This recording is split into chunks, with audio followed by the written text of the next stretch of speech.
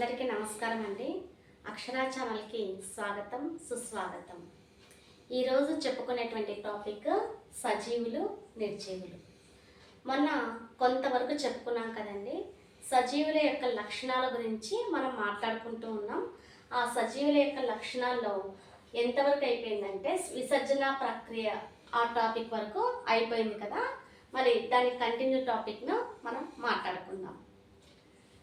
ఈ sub topic ఈ విసర్జన ప్రక్రియ మొక్కల్లో ఎలా జరుగుతుంది, జంతువుల్లో ఎలా జరుగుతుంది అనే విషయం గురించి మనం మాట్లాడుకున్నాం. దాని తర్వాత సబ్ టాపిక్ వచ్చేసి కొన్ని మొక్కల్లో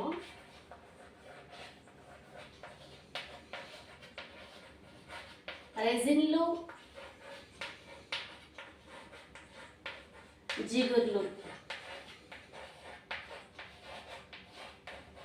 అనేవి ఏర్పడుతూ ఉంటాయి. మరి ఈ రెజిన్లు, జిగుర్లు అనేవి మొక్కల్లో ఉండేటువంటి విసర్జక పదార్థాలా కాదా అనే విషయానికి వస్తే ఇవి విసర్జక పదార్థాలు అయితే కావు. మరి ఎందుకు మొక్కల్లో రెజిన్లు ఉత్పత్తి అవుతున్నాయి అంటే కొన్ని మొక్కల్లోనే రెజిన్లు ఉత్పత్తి అవుతుంటాయి, జిగుర్లు అనేవి ఉత్పత్తి అవుతూ ఉంటాయి. అలానే జంతువుల్లో కొన్ని కీటకాలలో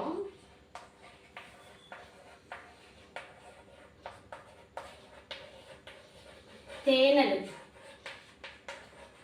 ఇంకా నూనెలు ఈ రెండు ఉత్పత్తి అవుతూ ఉంటాయి. మరి ఇవి అదే కీటకాల్లో విసర్జక పదార్థాలా కాదా అనే విషయానికి వస్తే ఇది కూడా విసర్జక పదార్థాలు అయితే కాదు. మరి దీని ఎక్స్ప్లెనేషన్ ఏంటంటే మొక్కల్లో రెజిన్లు, జిగుర్లు ఎందుకు ఏర్పడతాయి అని అంటే మొక్కల్లో స్రావక కణాలు అనేవి ఉంటాయి. ఇది చాలా చాలా ఇంపార్టెంట్. స్రావక కణాలు. మరి ఈ స్రావక కణాలు స్రవించటం అంటే కారటం అనే అర్థం. మరి ఈ మొక్కల్లో స్రావక కణాలు ఉండటం వల్ల కొన్ని మొక్కల్లో రెజిన్లు అనేవి ఉత్పత్తి అవుతూ ఉంటాయి. మరికొన్ని మొక్కల్లో అంటే ఈ జిగుర్లు ఉత్పత్తి అవుతూ ఉంటాయి. దీనికి బెస్ట్ ఎగ్జాంపుల్గా తుమ్మ చెట్టుని చెప్పొచ్చు. అంటే ఆ తుమ్మ చెట్టు నుంచి కొన్ని జిగుర్లు ఉత్పత్తి అవుతూ ఉంటాయన్నమాట. ఇది ఎందుకు అంటే ఆ మొక్కల్లో స్రావక కణాలు ఉండటం వల్ల రెజిన్లు కానీ జిగుర్లు కానీ ఉత్పత్తి అవుతూ ఉంటాయి. ఇవి విసర్జక పదార్థాలు అయితే కాదు. మరి కొన్ని కీటకాలలో తేనెలు, నూనెలు అనేవి ఉత్పత్తి అవుతూ ఉంటాయి. మరి ఈ కీటకాలు ఏంటి అంటే తేనెటీగలో స్రావక కణాలు ఉంటాయి కాబట్టి అవి తేనెను ఉత్పత్తి చేస్తాయి. అంతేకాని అది విసర్జక పదార్థం అయితే కాదు. కాబట్టి తేనెటీగల నుంచి తేనెను స్రవించేటువంటి కణాలు ఉండటం వల్ల తేనె అనేది ఉత్పత్తి అవుతూ ఉంటుంది. అలానే నూనెలు కొన్ని కీటకాలలో అలా టచ్ చేస్తే నూనె అనేది స్రవించబడుతుంది. ఇది కూడా ఆ కీటకాల్లో ఉన్నటువంటి స్రావక కణాల వల్ల నూనెలు అనేది ఉత్పత్తి అవుతూ ఉంటుంది. ఇది విసర్జక ప్రక్రియలోని ఒక సబ్ టాపిక్. ఇవి విసర్జక పదార్థాలా కాదా, ఈ రెజిన్లు కానీ జిగుర్లు కానీ కీటకాల్లో ఉన్నటువంటి తేనెలు కానీ నూనెలు కానీ ఇవి విసర్జక పదార్థాలా కాదా అనేది ఒక సబ్ టాపిక్. ఇవి విసర్జక పదార్థాలు అయితే కాదు. ఈ కీటకాల్లో కానీ మొక్కల్లో కానీ స్రావక కణాలు ఉండటం వల్ల ఇవి స్రవిస్తూ ఉంటాయి. అదే అన్నమాట. నెక్స్ట్ సజీవుల లక్షణాలకు సంబంధించి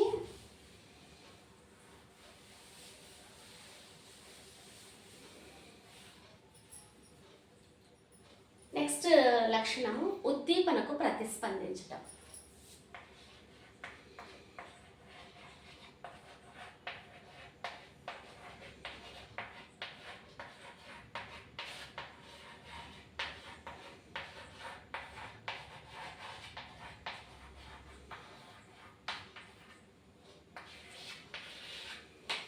ఉద్దీపనకు ప్రతిస్పందించడం సంబంధించి అసలు ఉద్దీపన అంటే ఏంటో మనం తెలుసుకుందాం. ఉద్దీపన ఒక సంఘటనకు కానీ ఒక చర్యకు కానీ ప్రతిస్పందించేటువంటి ప్రక్రియనే ఉద్దీపన అంటాం. ఈ ఉద్దీపనలకు ప్రతిస్పందనలు అనేవి జరుగుతాయి.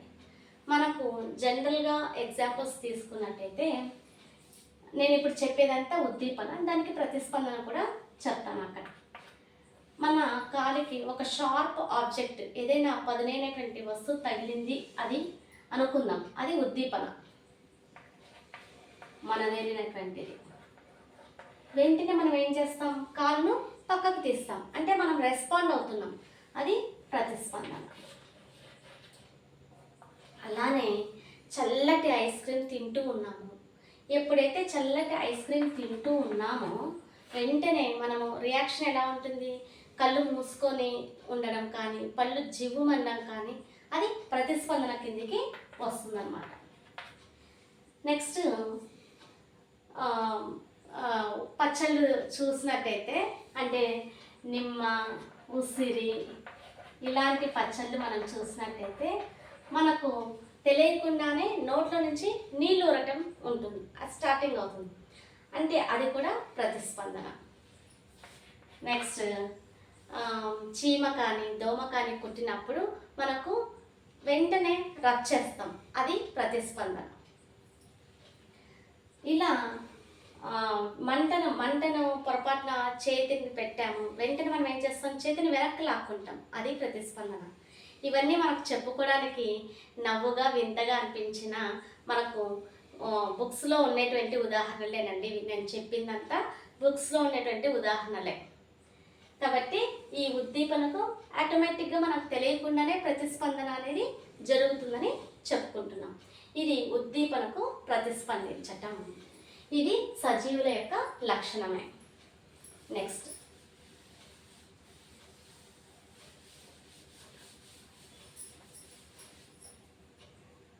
కాంతికి ప్రతిస్పందించటం. నెక్స్ట్ లక్షణం వచ్చేసి కాంతికి ప్రతిస్పందించటం. ఈ కాంతికి ప్రతిస్పందించడానికి సంబంధించి బెస్ట్ ఎగ్జాంపుల్స్ వచ్చేసి బొద్దింక, వానపాము. బొద్దింక, వానపాము అని చెప్పుకున్నాం కదండి. వానపాము చూసినట్టయితే వానపాము మీద ఎప్పుడైతే లైటింగ్ పడుతుందో ఆ లైటింగ్ పడినప్పుడు వెంటనే దాని రియాక్షన్ ఎలా ఉంటుందంటే చీకటి ప్రదేశాల్లో పోవడానికి అది ప్రయత్నిస్తుంది. అలానే బొద్దింకలు కూడా పగటి పూట మనకు తక్కువగా కనిపిస్తాయి, రాత్రి వేళల్లో ఇవి మనకు ఎక్కువగా కనిపిస్తాయి. చీకటిగా ఉన్నటువంటి ప్రదేశాల్లోనే ఈ వానపాము కానీ బొద్దింక కానీ ఉంటుందన్నమాట. అంటే ఆ ఫోకస్ పడినప్పుడు వెంటనే చీకటికి వెళ్దామని అనుకుంటాయి అన్నమాట, అంటే ఆ విధంగా అవి ప్రతిస్పందిస్తాయి.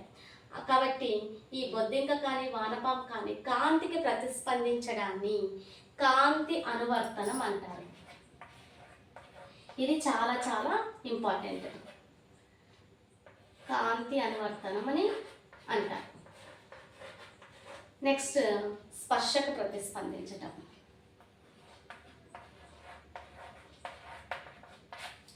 స్పర్శకు ప్రతిస్పందించడానికి బెస్ట్ ఎగ్జాంపుల్గా మనం ఏం చెప్పొచ్చు అంటే touch me not plant. Touch me not plant.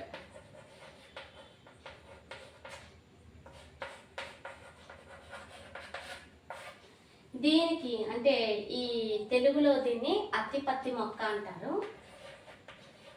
దీని శాస్త్రీయ నామం వచ్చేసి మైమోసా ప్యూడికా. ఇది దీని శాస్త్రీయ నామం.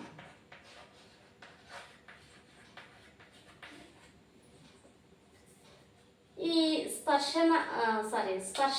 స్పర్శకు ప్రతిస్పందించడం. ఏంటి స్పర్శకు ప్రతిస్పందించడం? మనం ఎప్పుడైనా టచ్ నాట్ అంటే అత్తిపత్తి మొక్కను పట్టుకుంటే వెంటనే ముడుచుకుపోతుంది.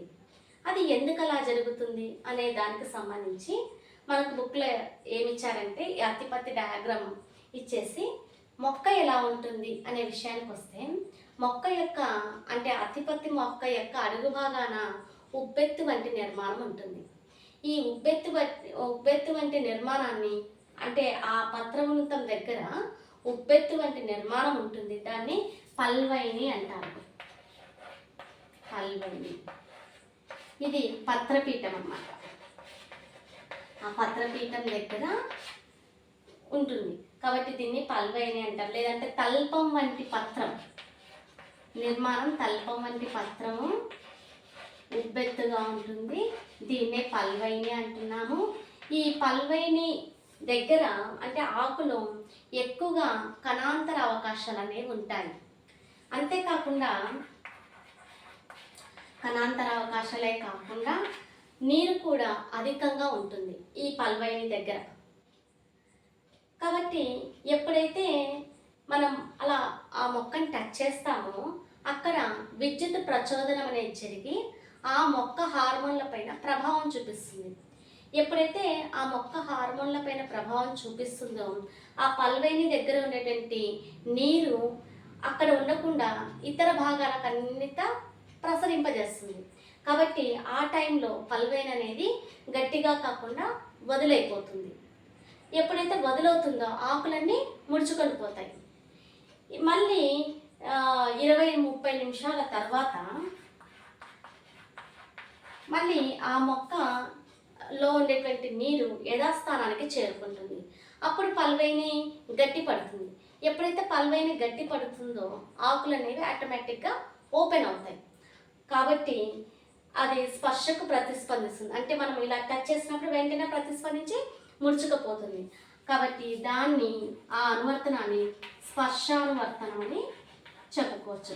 ఇది కూడా చాలా చాలా ఇంపార్టెంట్. ఇలా స్పర్శ ఆ అత్తిపత్తి మొక్క పైన మనం చలనం చూపిస్తాం కదా, దాన్ని నాస్టిక్ చలనం అంటారు. ఈ బిట్ కూడా చాలా చాలా ఇంపార్టెంట్. ఆ చలనాన్ని నాస్టిక్ చలనం అంటారు, ఆ అనువర్తనాన్ని స్పర్శానువర్తనం అని అంటారు. నెక్స్ట్ ఇక లాస్ట్ లక్షణం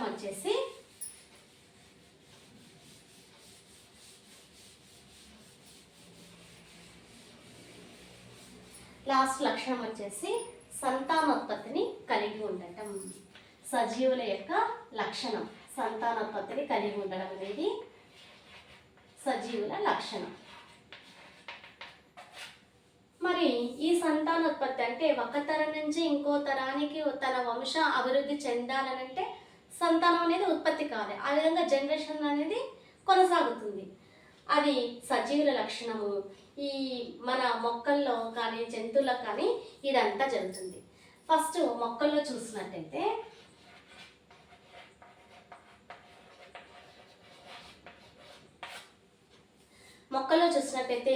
కొన్ని వేళ్ల ద్వారా ప్రత్యుత్పత్తి జరుగుతాయి కదండి. మరి కొన్ని మొక్కలు కాండం ద్వారా ప్రత్యుత్పత్తి జరుగుతాయి, అంటే కాండ భాగాల ద్వారా ప్రత్యుత్పత్తి జరుగుతాయి. మరి కాండ భాగాల ద్వారా ప్రత్యుత్పత్తి జరిపేది ఏంటి అంటే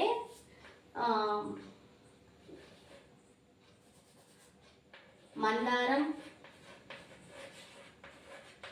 గులాబీ ఇలాంటి మొక్కలు కాండ భాగాల ద్వారా ప్రత్యుత్పత్తి జరుగుతాయి. ఇంకా మనకు అర్థమయ్యే భాషలో క్లియర్గా చెప్పాలంటే కాండ భాగం అంటు తొక్కడం లేదా అంటు కట్టడం ద్వారా మొక్కలో ప్రత్యుత్పత్తి అనేది జరిగి పువ్వు వికసిస్తుంది, అలా జనరేట్ అవుతుంది. మరి కొన్ని మొక్కలు అయితే పిలకల ద్వారా ప్రత్యుత్పత్తి జరుగుతాయి. బెస్ట్ ఎగ్జాంపుల్ చామంతి ఎప్పుడు కూడా పిలకల ద్వారానే ప్రత్యుత్పత్తి అనేది జరుగుతుంది. ఆ విధంగా అది డెవలప్ అవుతుంది. అలాగే లిల్లీలో బల్బ్స్ ఉంటాయి కదా, ఆ బల్బ్స్ ద్వారా ఆ లిల్లీ అనేది ప్రత్యుత్పత్తి అనేది జరిపి ఫ్లవరింగ్ అనేది ఉంటుంది. ఇంకా జంతువుల్లో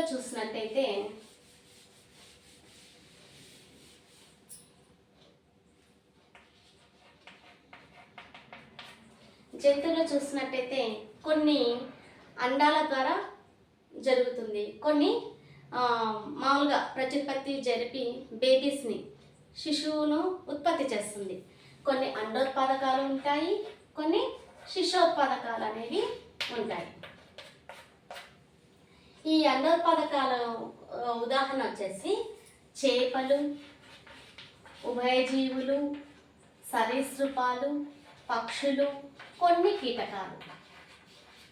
ఇవన్నీ కూడా అండోత్పాదకాలే. చేపలు, ఉభయజీవులు అంటే కప్పలు, తర్వాత సరీసృపాలంటే పాములు, నెక్స్ట్ పక్షులు, ఇవన్నీ గుడ్లు పెడతాయి. గుడ్లు పెట్టి ఇంకొక తరాన్ని ప్రొడ్యూస్ చేస్తాయి అన్నమాట. ఆ విధంగా కొన్ని కీటకాలు కూడా ఉత్పత్తి చేస్తాయి. ఆ విధంగా అండోత్పత్తి ద్వారా అండోత్పత్తి ద్వారా తన సంతానాన్ని డెవలప్ చేసుకుంటుంది. మరి శిశోత్పాదకాలు వచ్చేసి క్షీరదాలు. ఇక్కడ కూడా కొన్ని క్షీరదాలు, కొన్ని డబుల్ ప్లాట్పస్, ఇది కూడా ఎగ్స్ని రిలీజ్ చేస్తుంది. అలాగా ఇక్కడ క్షీరదాలు శిశువుల్ని ఉత్పత్తి చేస్తాయి. ఉదాహరణకు వచ్చేసి మనిషి, సింహం, గుర్రం, ఏనుగు, ఇవన్నీ కూడా శిశోత్పాదకాల కిందికి వస్తాయి. మరి అండోత్పాదకాల కిందికి వచ్చేసేటప్పటికి పక్షుల్లో కాకి, పిచ్చుక, పావురం, తర్వాత కొన్ని సరీసృపాలు అంటే కొన్ని పాములు, ఉభయజీవులు కప్పలు, ఇవన్నీ కూడా అండోత్పాదకాలు అన్నమాట. ఈ విధంగా తన సంతానాన్ని ఉత్పత్తి చేసుకొని తరాన్ని అభివృద్ధి చేసుకుంటుంది. ఇవన్నీ కూడా సజీవుల యొక్క లక్షణాల కిందికి వస్తాయి. ఇంతటితో ఈ టాపిక్ ముగిసిందండి. తర్వాత ఈ లెసన్లోనే ఇంకా కొన్ని సబ్ టాపిక్స్ ఉన్నాయి. ఆ తర్వాత నేను నెక్స్ట్ వీడియోలో అప్లోడ్ చేస్తాను. మీకు ఈ కంటెంట్ నచ్చినట్టయితే లైక్ చేయండి, షేర్ చేయండి, సబ్స్క్రైబ్ చేయండి ఫ్రెండ్స్. Thank you.